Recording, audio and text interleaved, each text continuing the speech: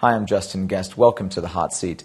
London is abuzz right now with the G20 meetings. Police officers are covering the streets, as are protesters, and of course the world's diplomats are in town for meetings with very high expectations. With us to discuss these expectations and what is likely to happen is Graham Wallace, Professor of Political Science here at the LSE, David Held. Thanks for being here. Thank you. So, Professor Held, could you give us some background on this? How serious are the economic problems that the G20 will be addressing today? I think this crisis is extremely serious. It's the most severe economic crisis of the core Western economies since the Second World War. In my judgment, it's not yet as severe as the Great Depression, but certainly the worst crisis since 1945. And there are three kinds of crises that are interlaced. A monetary and financial crisis, which has created a banking crisis, which, as you know now, means that the banking system is essentially frozen. It's a regulatory crisis because we partly got into this mess because of the failure of government regulation, especially in the Anglo-American world. And it's now becoming a real economy crisis because the financial crisis is spilling over to the real economy. Demand is falling, bankruptcies are rising.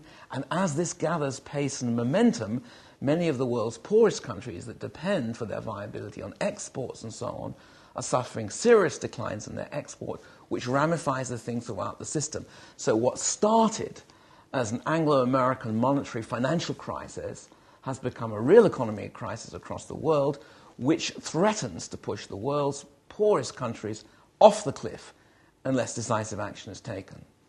All right, with that in mind, what issues need to be addressed at this meeting?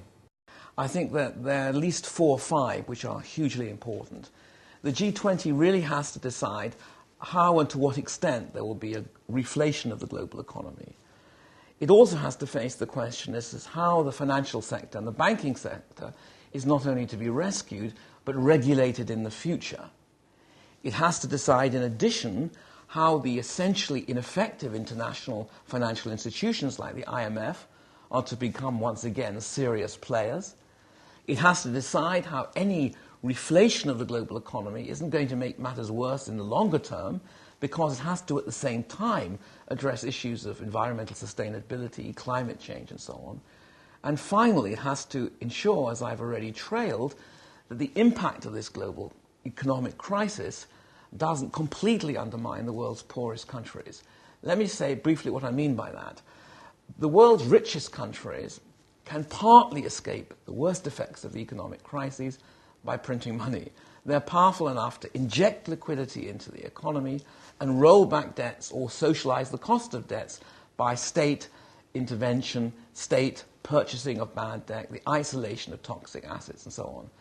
Poor countries in this meaning are countries that can't inject liquidity, that can't roll back debt, and that face extraordinary levels of debt and bankruptcy if these issues aren't attended to. So there's a real question of the world's poorest countries that has to be attended to. So what expectations can we hold for this meeting? What do you expect they'll be able to do? Well, the first thing to say is there are quite serious political differences between the G20 countries.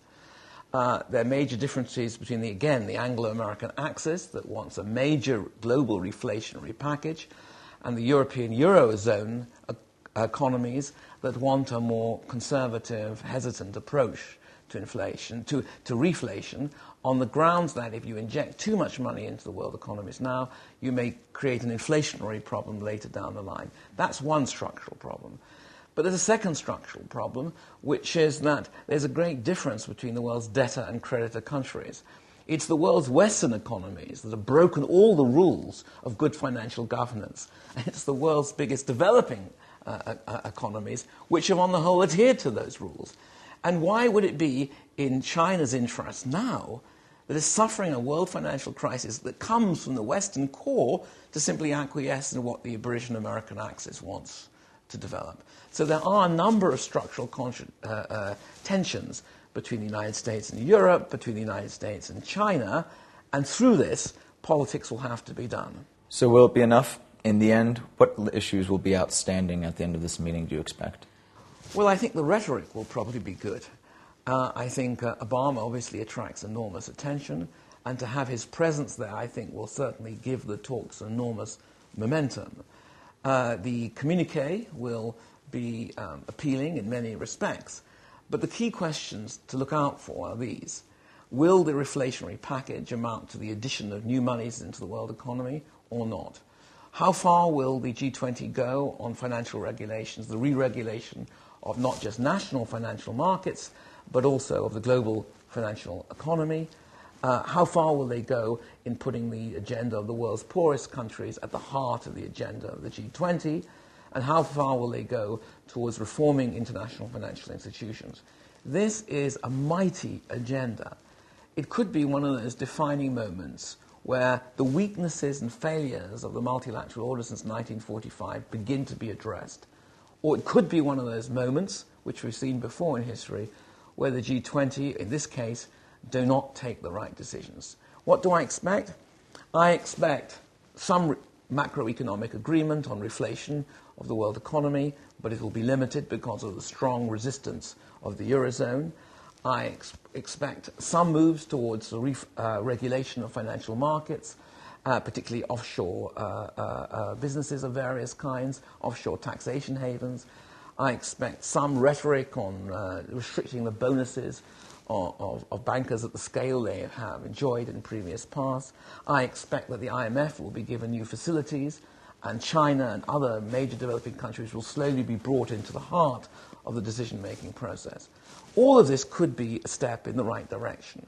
But what I don't really expect is a move from a management solution of the problems to a decisive solution to the problems that is both good for social justice, good for the environment, and I should add as well, in terms of social justice and environments, sound for the world's poorest countries. So I would say one of the greatest worries to come from this is I doubt the G20 will act enough to protect sub-Saharan Africa, to protect the 30, 40 poorest countries in the world, and I think this could be fateful in the future, because we cannot say we didn't know. We know exactly what's coming, and if we don't act on the basis of that knowledge, we have to say again that the G20 was unrepresentative, it didn't include the world's poorest countries, and once again decisions were taken in the interests of few, albeit great powers with great populations, but not in the interests of the world's poorest. That's something we need to attend to, watch for. But whatever happens, these problems won't be solved in 24 hours. These are stepping stones. But there is a great moment, a great opportunity to take the right steps. We will see in the next 24 hours whether those steps have been taken. All right, that'll do it. Thank you very much, David Held. You're off the hot seat. Tune in next time for another edition of the Hot Seat here on the Government Department website. Thank you, Justin. That was a pleasure.